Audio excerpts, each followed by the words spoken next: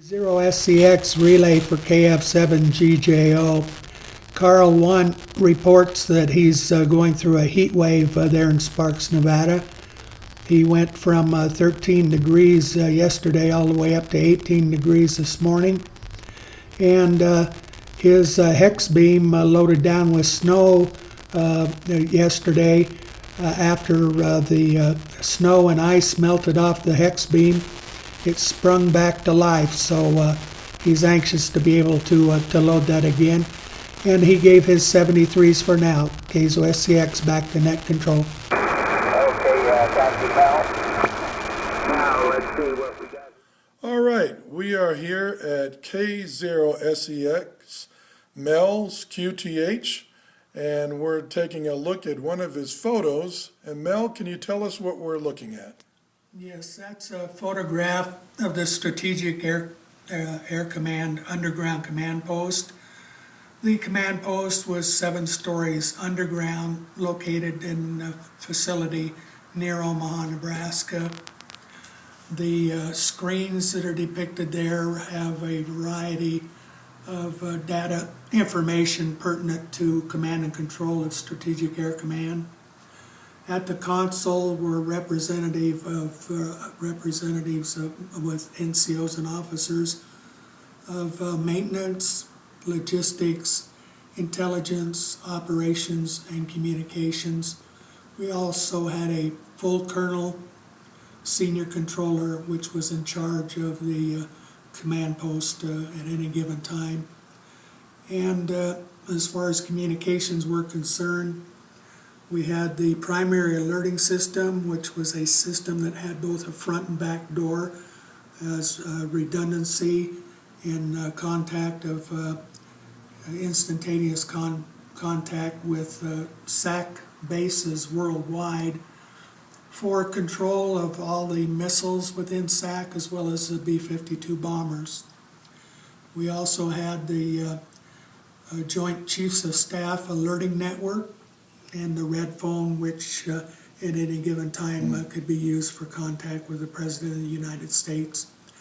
And above the command console and behind, which you cannot see, was a glassed-in command balcony. And every morning the generals from the various departments would convene at that location and get a briefing of the events of the previous day and the night. They out in front of the console, they would have a briefing officer and other representatives of the various departments. We had emergency message automatic communication system.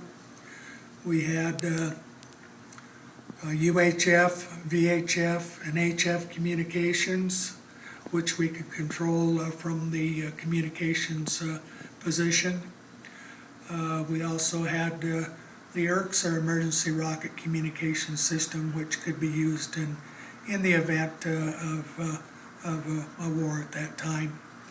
And we had redundancy for virtually all the communications throughout Strategic Air Command.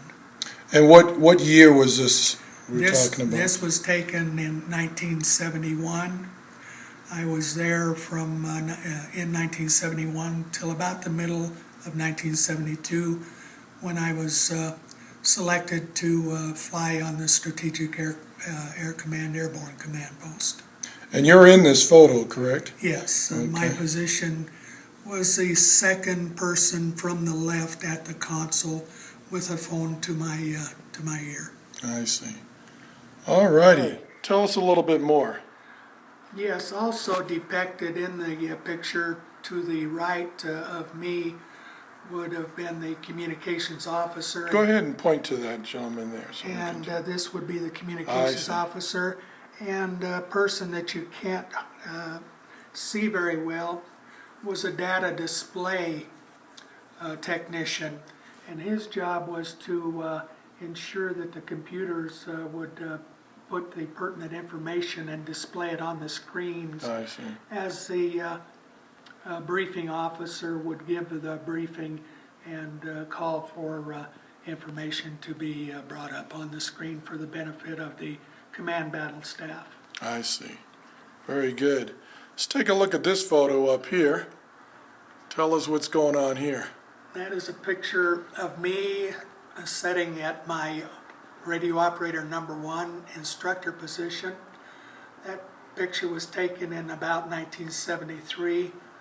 I flew on the Strategic Air Command Airborne Command Post Looking Glass for about 4.5 years, about 5,000 hours. And my job was in charge of the communications compartment, which had a radio operator number 2 to my right, 2 maintenance personnel to his right, and behind me was a cryptoteletype operator and a trailing wire antenna and VLF transmitter operator. Wow. We had essentially the same communications capability and control of all the SAC missiles and B-52s for command and control, the same abilities that the SAC Underground Command Post had. We flew, had an airplane in the air 24 hours a day during the time I was flying, and our scheduled flight time was about 8 hours. Total time, which included briefings and so forth, made it about a 11 to 12 hour day. Long day. Yeah. Very exciting. Depicted in that picture, I'm pointing at some high frequency communications equipment. We had 5 transceivers, about 500 watts of power. And above my head were some of the UHF transmitters and receivers which we used for the air-to-ground link for our communications. Not in that picture, and to my right would have been an area which housed all of the larger pieces of equipment, such as transmitters, receivers, the automatic switchboard that we had aboard the airplane, our multiplexing system, and that sort of thing. We had telephone capability the same as they had on the ground. The general officer, which we had, could pick up a phone and essentially conduct all of his business just as though he were sitting on the ground. Wow. We also, not in that picture, and to the left of me was the command battle staff compartment, which housed an officer and NCO for maintenance, logistics, intelligence, operations, and communications, as well as a general officer that flew with us at all times. Very good.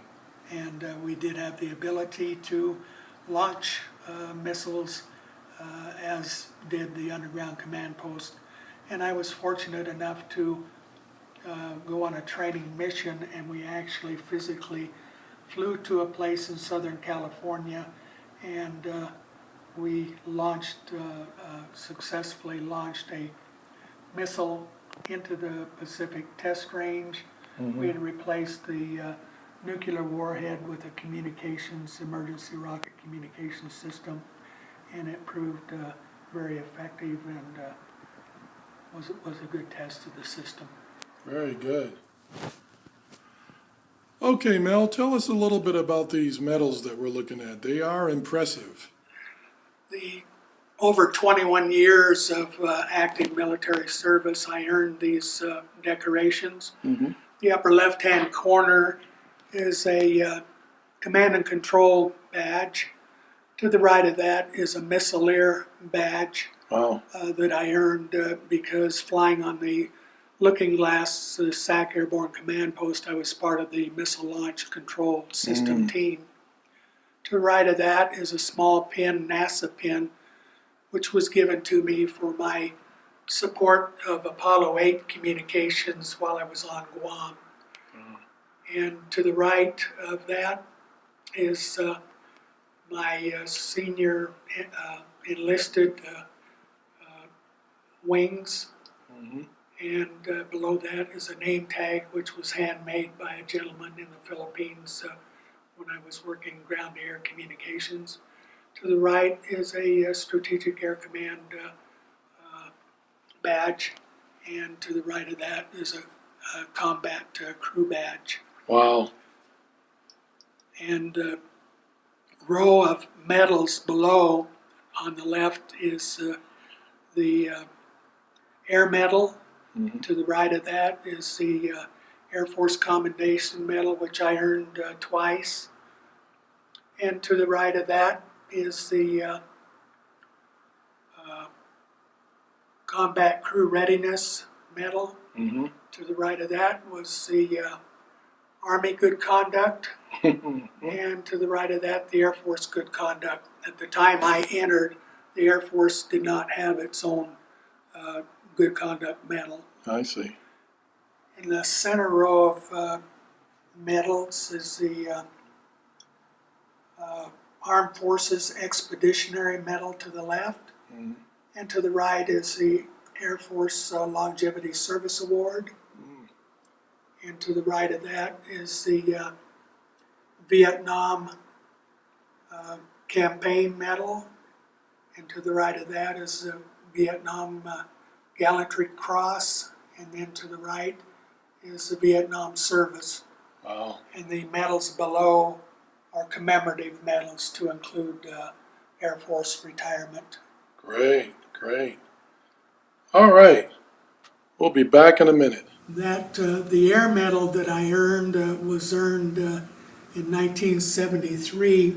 I was flying on Looking Glass SAC Airborne Command Post and was transferred for temporary duty to fly combat lightning missions over Vietnam. I was based out of Utapao, Thailand, and flew missions over the Gulf of Tonkin and provided essential communications. We actually expanded the range or extended the range of fighter aircraft launched from carriers as well as land-based aircraft flying missions over Vietnam. And we flew over the Gulf of Tonkin. Our mission flight time was about 8 hours over the Gulf. Holy cow. All right. All right, Mel, it's good to see you, and thank you so much for welcoming us here into your home. And so tell us, how did you get into ham radio? Well, Mark, going back to Grand Junction, Colorado, when I was about 12 years old, I used to build model airplanes, and then I went on to building crystal sets.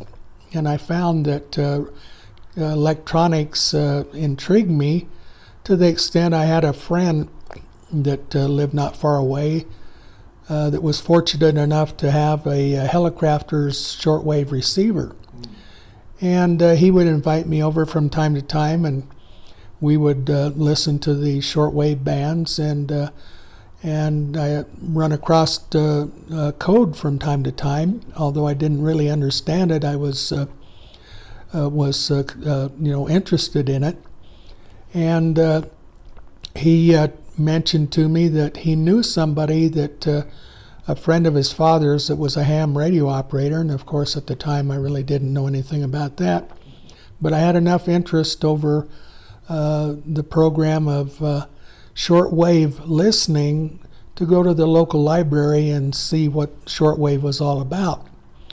And in that process, I run across a book that had some information with respect to the spark gap transmitters of years past, and it even had a diagram of the device using a Model T coil and so forth. And I decided that although I didn't have a Model T coil, I did have an automobile coil, and that for a power source I had an electric train transformer, and that maybe I could experiment and get something working and impress my buddy that was had the shortwave receiver.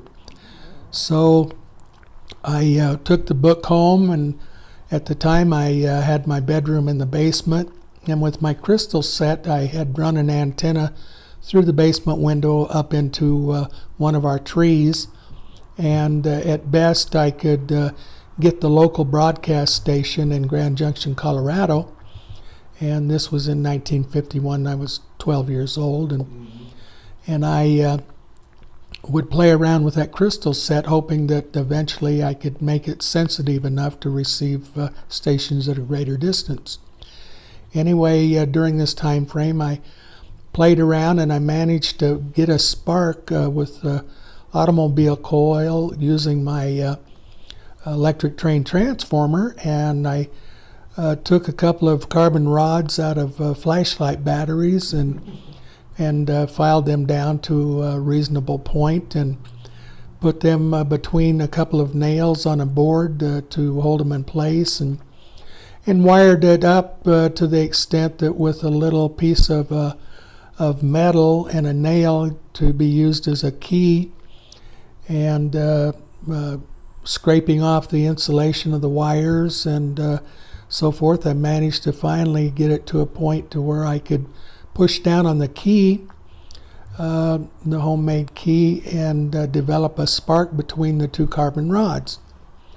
And then I experimented and decided, well, according to that, to the drawing in the book, an antenna was hooked to one of the carbon rods, and that's how they produced a signal. So I had wire already in the tree to a certain extent, and I decided to extend that wire to a greater distance partway around the block into neighbors' trees. And of course I did this at night, and the wire was about 24 gauge and really wasn't noticed. And I had a Boy Scout manual that had the International Morse code, and so I told the friend that had the receiver that I was going to get on the radio after midnight when the local broadcast station shut down, and see if he could hear me. And we would exchange notes on the way to school the following morning. So I went ahead and did my best to tap out some characters from the Boy Scout manual. And then the next day I put it to the side, and the next day we walked to school comparing notes, and I said, "Did you hear me last night?" He said, "Yes, not only did I hear you, I heard you everywhere I turned my dial." He said, "I just heard a buzzing sound, bzz, bzz, bzz." And he said, "I thought that must be you, and it was all over the place." And I said, "Well, we'll have to try and get this code down to the extent that it makes sense." And so I said, "Tomorrow I'll send maybe A, B, C, D tomorrow night, and we'll see what you copy." And so we exchanged notes the following day, and sure enough, he copied enough that he thought it was A, B, C, D. And it became pretty exciting to the extent he was considering building a transmitter himself. Well, this went on for about 2 to 3 weeks, and one day I came home from school, and my mother met me at the door, and she was pretty upset, and she said, "Young man, I know that you work on model airplanes in the basement and you have a radio crystal thing," but she said, "I had a visit from 2 men that said they were representing the FCC. I didn't know anything about FCC, and they told me what they were all about, and that they had several complaints from neighbors about noise after midnight on their radios, and we finally traced it to this address."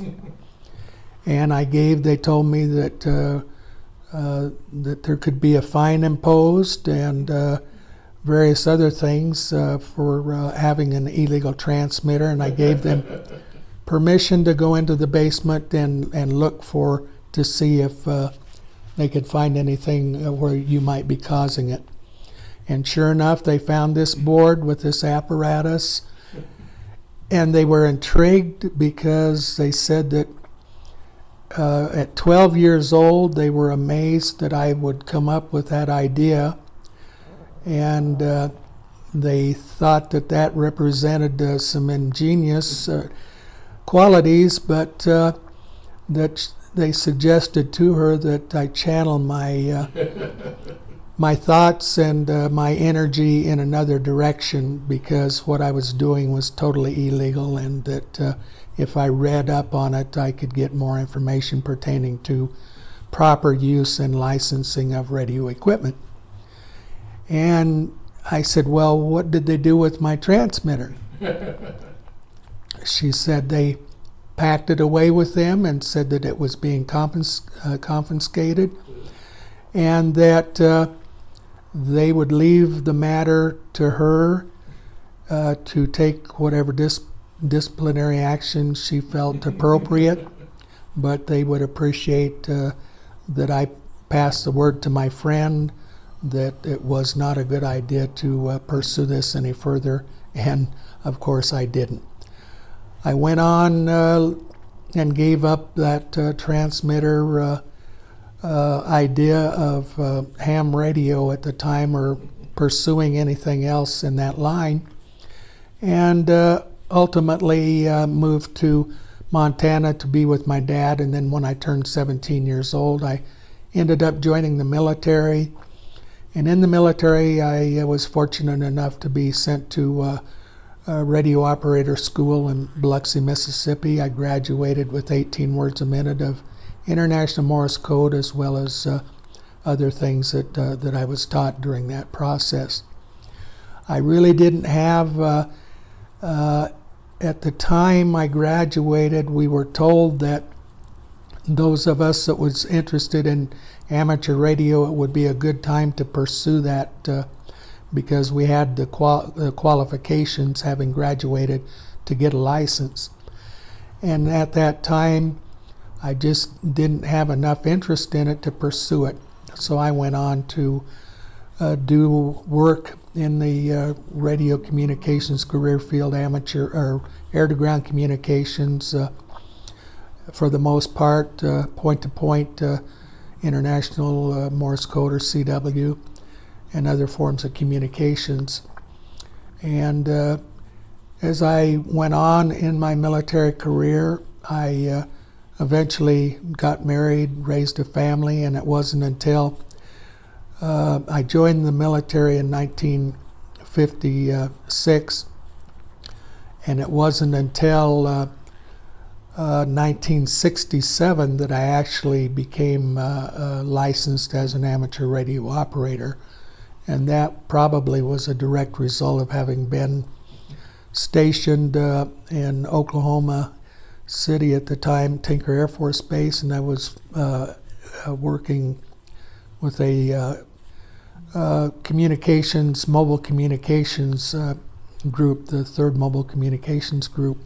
And I was sent on temporary duty to Argentina, and I was the in charge, or NCO, in charge of their radio communications for a special mission, a special assignment.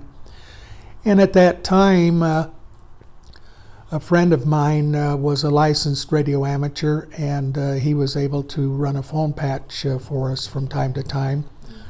And that's where I really developed my interest. I thought I would always come in handy if I got separated from my family, that I may have an opportunity to use amateur radio to talk to my family, and that sparked my interest. And so when I returned from Argentina, I drove from Oklahoma City down to Dallas, Texas, and took my general class license at the time. Great. And that's how I got started in amateur radio, and I've enjoyed it immensely since then. And it's paid for itself many times over for the enjoyment that I get out of it, as well as providing service both for my personal standpoint of phone patching as well as helping others. All right, very good. Let's take a look at your antennas. All right. Okay, we're at K0SEX balcony here, and he's going to tell us pretty much what we're looking at here. We're just going to pan around and see what we got. Mel, tell us what we're looking at. Okay, at the far end of the balcony to the right is a dual band VHF UHF antenna, which works reasonably well. To the left there is a ham stick configuration, and I have a variety of ham sticks for the various high frequency bands. Which one is this one for? The one that's on there now is for 10 meters, Okay. and I can unscrew that, and down by your feet are some additional ham sticks. Oh, yeah. You get them all ready to go. Yes. There's that insulated foam rubber. I've got radials concealed inside of them. Yeah. This is the VHF. VHF, UHF, dual band antenna. Very good.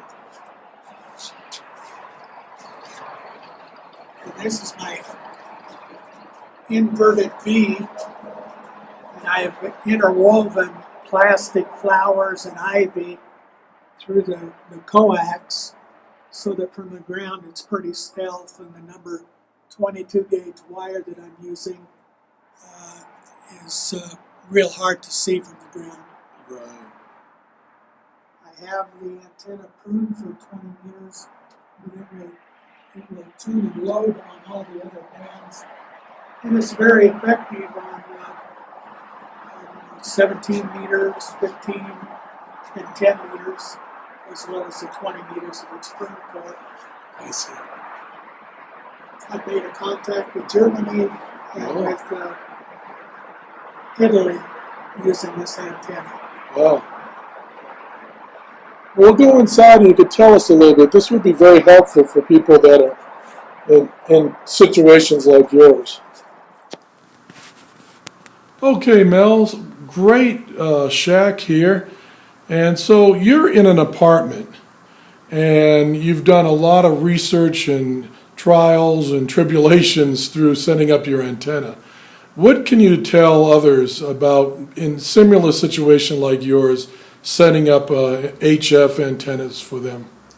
Well, I found where there's a will, there's a way, and that moving to Albuquerque in late 2010, I lived in an apartment complex where I didn't have the access balcony to experiment with antennas, and I was forced to use a ham stick dipole that I had hanging suspended from the ceiling in the spare bedroom, and it worked fine on 20 meters, the band that I operated on most. But within a year we moved to another complex which had a balcony, and they were kind enough to permit me to install a mag mount screwdriver antenna on the balcony rail. At that time I got the screwdriver antenna that I was using was a tar heel, and it had an 8-foot whip. I also had a telescopic stainless steel 12-foot whip which I could put on it, and it allowed me with some radials, random length radials, to operate on 160 meters through 6 meters. I made contacts on 160 meters with Arizona and Colorado and Texas from that location, and the first was the first contacts I'd ever made on 160 meters.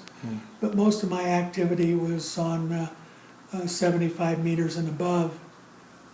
It was amazing that the antenna system works so well, the screwdriver, but I had a device on the magnet which extended the screwdriver out about 6 inches beyond the balcony rail itself, so that it gave it some clear airspace for radiation. And that antenna system was just worked great. I worked all over the world using that configuration. I eventually moved from that location to the present location because of health issues pertaining to my wife. And in the current apartment complex, although I'm on the 6th floor of a 7-floor building, I was not permitted to install anything on the balcony rail itself. No mag mount screwdriver antennas or anything that extended beyond the balcony rail. And so it forced me to experiment, and I did a variety of experimentation, including ham sticks, which I have shown that work out reasonably well sitting on the balcony floor. But the antenna that seems to perform the best for me is an inverted V I have cut for 20 meters, since it's the band that I use the most. And at this height, it turns out that the length of the antenna legs are about 13 feet on each leg. And I'm able to tune that on 75 meters and 40 meters, although on those bands it is not, there's a great degrade, and it's not, haven't had very much success. It's possible as time goes on I may do additional experimenting for those bands, but 20 meters and above the antenna works great.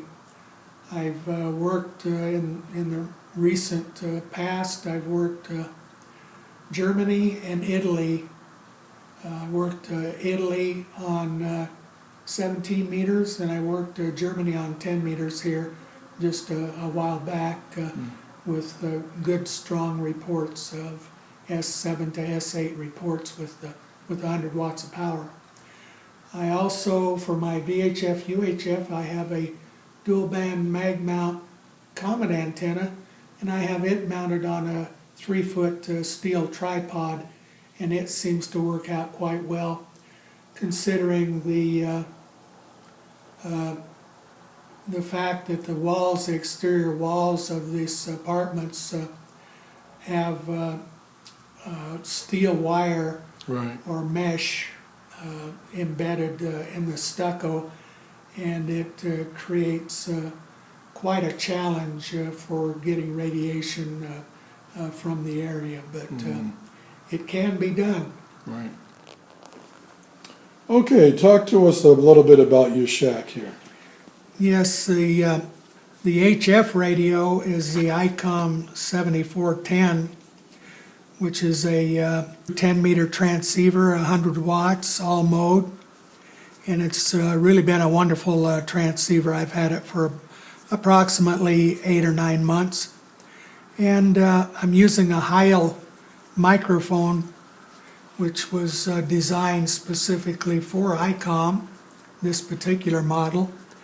And I also have the iambic electronic keyer, bencher keyer, and a very small 30 watt, or correction, 30 amp power supply, which is a switching power supply, and it's quite small. And then I have a Yaesu dual band transceiver for UHF and VHF, as well as a little Uniden scanner. Very nice. Got your tuner up at the top? I have a tuner sitting on top of the transceiver. It's VersaTuner MFJ and antenna tuner, and it does an outstanding job for tuning, especially the inverted V antenna that I have cut for 20 meters. It allows me to operate on other bands with that one antenna. And above that is a Comet dual SWR bridge for VHF and UHF. Right. Okay. All right, Mel. Thanks so much for having us back. And we're looking in your scrapbook. Tell us a little bit of what's going on here. All right, Mark. From 1969 to 1970, I was in charge of the Air Force Mars program, Anderson Air Force Base, Guam.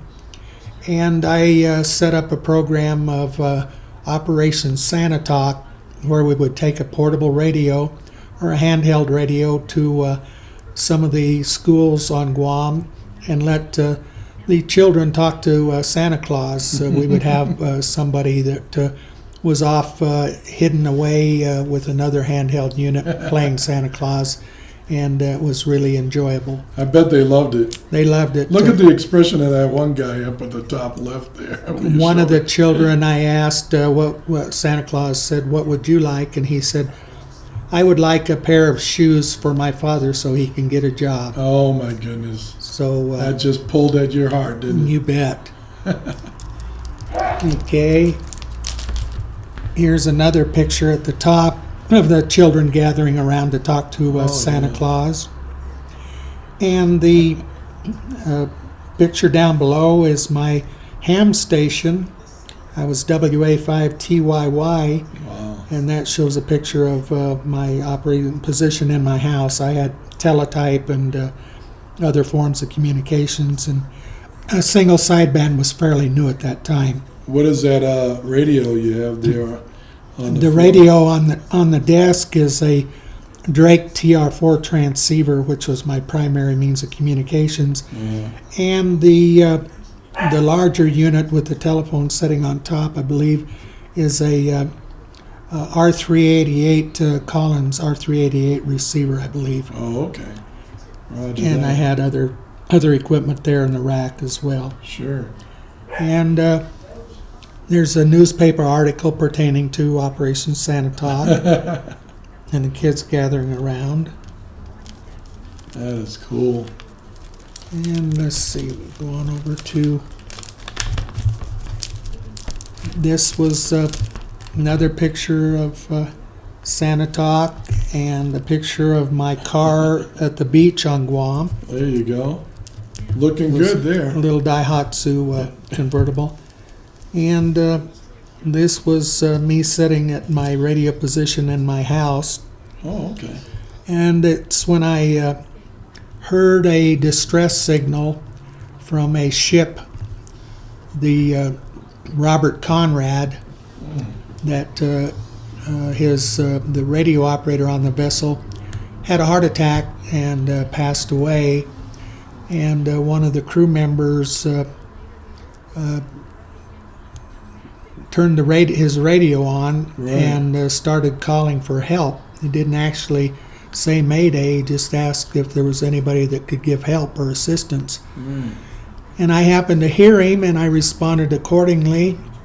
I made arrangements for the air sea rescue to go out and retrieve the deceased, and also continue to provide weather information for the Robert Conrad, which was out of the University of Columbia, and they were headed for the Aleutian Islands, and I provided communications and support for them until they arrived at the Aleutian Islands. Wow, that's cool.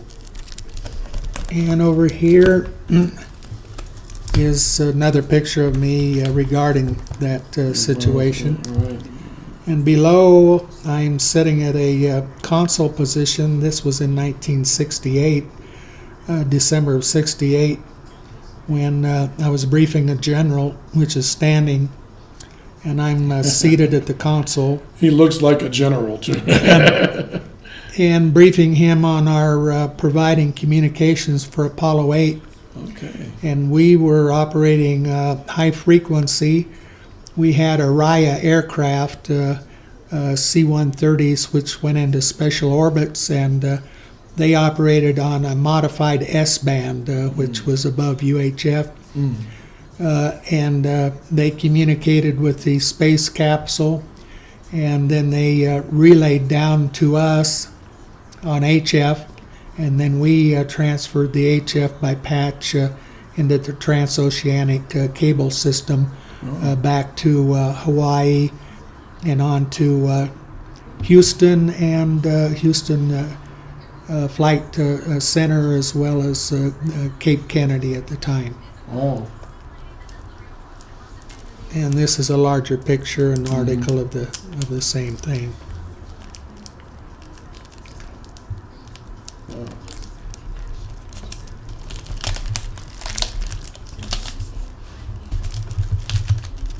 This is a picture of me, Udorn, Thailand, on Guam, or in the Udorn, Thailand, and I was in charge of the tactical communications, and that's just a picture of the Collins equipment that we used at that time. Yeah, that's cool. And this is a picture of a range tracker vessel that our test missiles that came out of Vandenberg or wherever it was that we launched test missiles into the Pacific. This ship was designed to track the missiles to their point of impact and relay the information to the appropriate authorities. And the gentleman that was a captain was also a ham radio operator. Oh, yeah. Invited me and my commanding officer aboard for a tour. Oh, wow.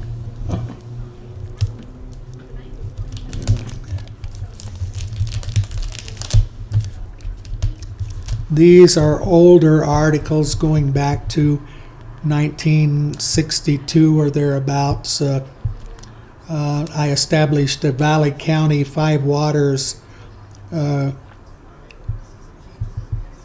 club, a CB club, and it was set up to help out for emergencies and that sort of thing. And we got together as a group during the years when seat belts were not mandatory. We used to install seat belts free of charge to people that would starting to purchase those items. And another picture of my station there in the house on Guam. What kind of antenna did you have? I had a cubicle quad antenna that was using bamboo spreaders, and it was a quad antenna that was for 10, 15, and 20 meters. It was a tri-band quad. This is a picture of me also on Guam. We ran a lot of phone patches for military personnel that were coming back from Vietnam that had been injured, and we set up a special phone for them and ran phone patches back to the States for them. Wow, beautiful. And this is the Mars station, the ham radio part of the Mars program at Guam as well. Yeah. And between that station, which was off base, and the station on base, we ran about 100 phone patches a day. Wow.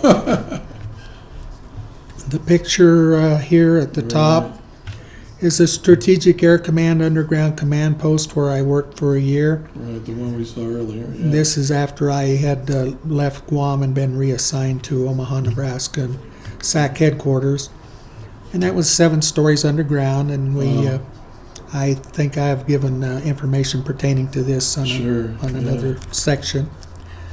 And my position again, setting at my desk in my house on Guam, operating position.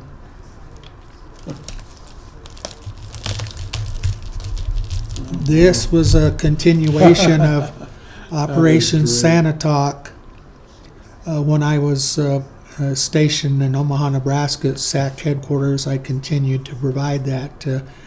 And that's one of the little girls at the Children's Hospital talking to Santa Claus. Right. Is this the one now you told me about that had a after she talked to you all, Yes, there's a picture of this is a little girl here Oh, okay. in an oxygen tent Right. that after a few days after talking to Santa Claus, she died of complications from cancer, Wow. and her parents sent me a nice card telling me how happy that they were that she was able to talk to Santa Claus before she Sure. passed. And these are other children that got to talk to Santa Claus at that time. That is great. This picture in the lower left, for what it's worth, is me when I was 17 years old, just before I joined the military. Great. I was standing beside a guy called Moose Milk Charlie up Yak, Montana.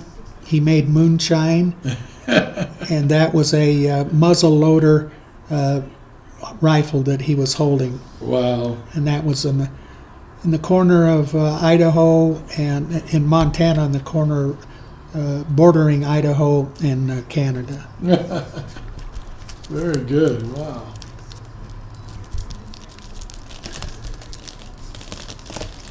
Oh, okay. These are out of sequence for time frame, Right. but this picture was When you started. when I was stationed in the Philippines, my first duty assignment Right. for air-to-ground communications. And this is me sitting at a teletype machine, although I was a radio operator. I enjoyed moving over and working the teletype Right. equipment. And this is a radio operator class picture. Mm-hmm. And this was me at the time. And down below, I'm sitting here in a weapons carrier at that squadron in the Philippines. And that would have been in 1958. Oh, okay.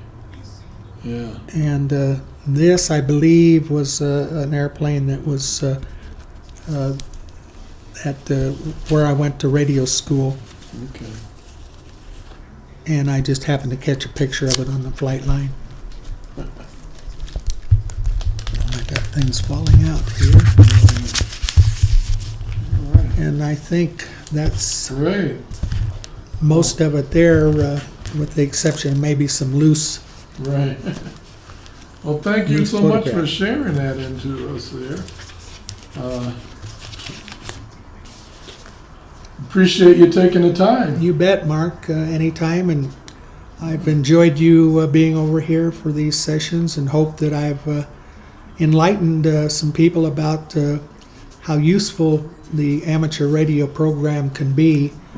And on Guam, for the year that I ran the Mars station and all the phone patches I ran over the 1 year period, from my house alone, I ran hundreds of phone patches over that period of time, and it was just outstanding. Even when I went to Guam initially, I lived in a barracks for 6 months before I could get my family over, and I set up my ham radio, and within an hour of having my radio set up with an antenna on the top of the barracks, I was able to talk to my wife and family in the States by the grace and assistance of other ham radio operators. So Great. it's been wonderful. All right. Okay, so Mel, tell us about when you were officially licensed there. Okay, well, when I came back from the Philippines, my first time in air-to-ground communications, I was assigned to a Mars station, and it was at Geiger Field in Spokane, Washington. This was 1959, and radio operators, air-to-ground, they didn't have a real demand for them at that time, and so they temporarily put me into the Mars station. Within 3 or 4 months, the gentleman running the Mars station at the time retired, and I took over. And at that time, I still maintained some of his CW schedules that he had going for a number of years. And I operated both the CW point-to-point and voice AM point-to-point using a BC610 transmitter, SP600 receivers, and a multitude of antennas we had available to us on the Mars frequencies. From there, I moved on to Adak, Alaska, and I had an opportunity from time to time to work in the Mars station. But it wasn't until after I left Adak, Alaska and was returned to the States, I was cross-trained out of radio into administration and ended up in Glasgow, Air Force Base, Montana, working in administration, the base classified section, until eventually I got back into radio. But I wasn't licensed until 1967. I had a family that I had raised over the years, and my priorities were such that I couldn't really indulge in amateur radio until years later when I was settled with my family. And so in 1967 I was stationed at a 3rd Mobile Communications Group in Oklahoma City, Oklahoma, Tinker Air Force Base, and went on temporary duty to South America on a special mission and provided communications. And at that time I decided that it would be very beneficial to me to get a ham radio license so that I could run phone patches back to my loved ones. And so when I returned from that assignment, I drove down to Dallas, Texas, went before the FCC, and took my my general class license or examination at that time, and then became licensed, and from that point went on to Guam and continued on, and eventually after I was assigned to Omaha, Nebraska, from Guam I upgraded to the advanced class, and at that time there wasn't much of incentive to go beyond advanced because the extra classes only had a few extra portions of each band for CW, and the advanced class had as many opportunities for operation and modes and so forth that I could ever hope to use. So I was content with maintaining the advanced class license. I see. Well, Mel, I want to thank you so much for spending the time with Yhamradio this morning. Before we leave, tell us a little bit about your thoughts on the future of amateur radio and what your plans are for the future for amateur radio. There was a priest on Koror Palau where Lee Marvin, the movie star, was doing some filming, asked me to run a phone patch to the States for him, and I ended up running a couple of phone patches for Lee Marvin so that he could talk to people in the States to coordinate getting supplies over to where he was doing his filming and so forth.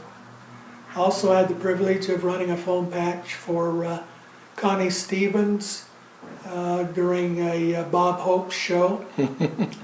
And when I returned to the States, and of course I had the advantage of being able to talk to family and loved ones from Guam on a regular basis, as well as running phone patches from not only the Mars station, but my personal station at home.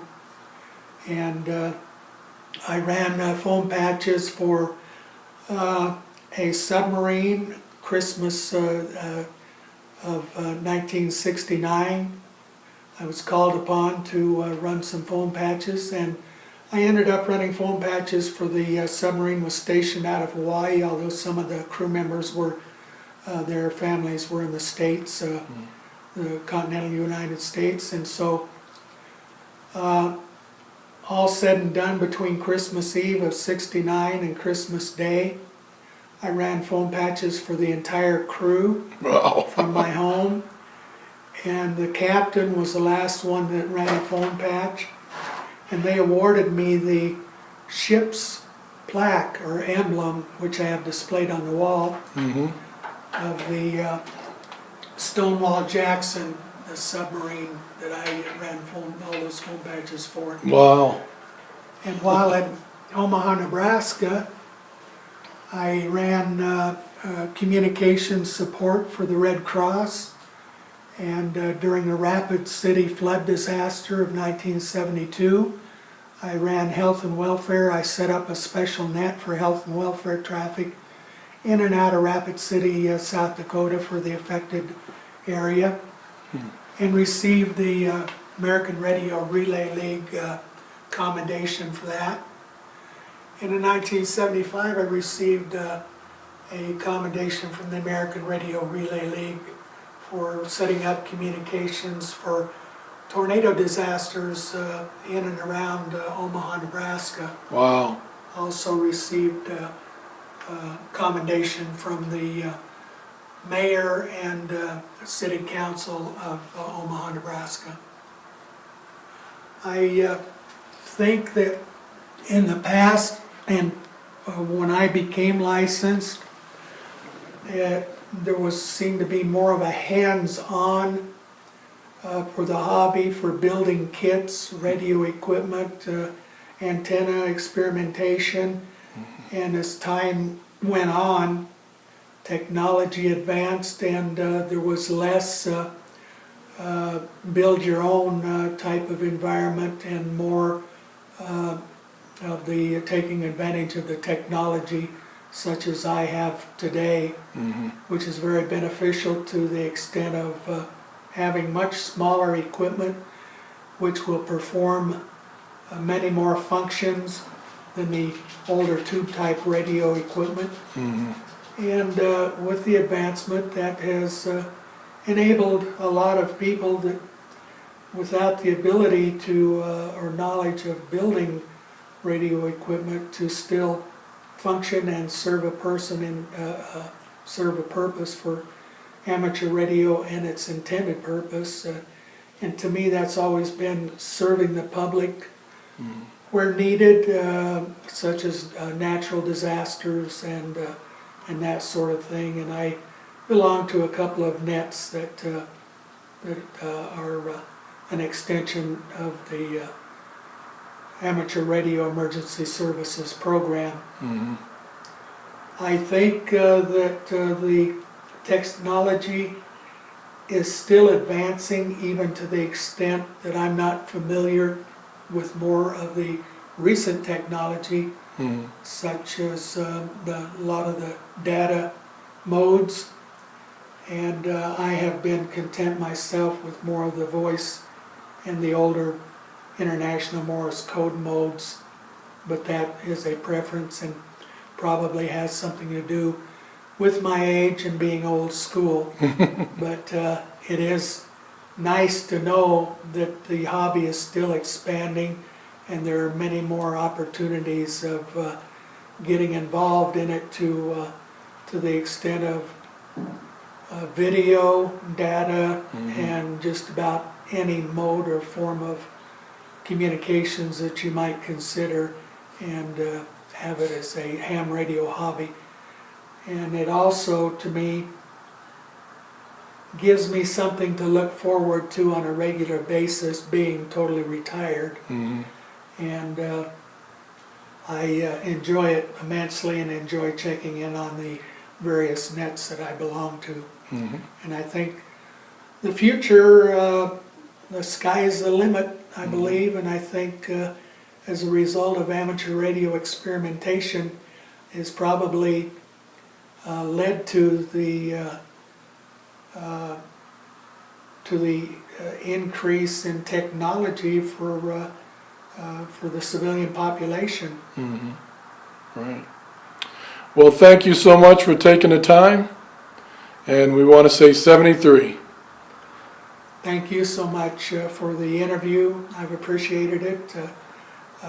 My memory isn't the best at this point in time, but I think we worked our way through it. All right, 73. Thank you. 73, thank you, Mark.